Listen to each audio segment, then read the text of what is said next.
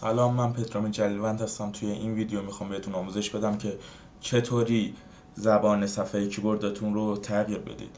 برای این کار وارد بخش استارت میشید، روی گزینه کنترل پنل انتخاب کلیک میکنید، وارد این بخش میشید، گزینه بالایی رو انتخاب میکنید، روی اد کلیک میکنید، این پایین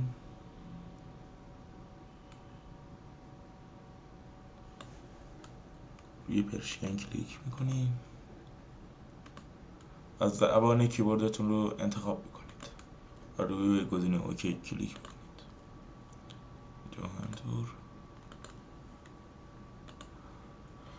و با زدن دکمه‌های آلت و شیفت دیگه به راحتی میتونید زبان کیبوردتون رو تغییر بدید و تایپ کنید.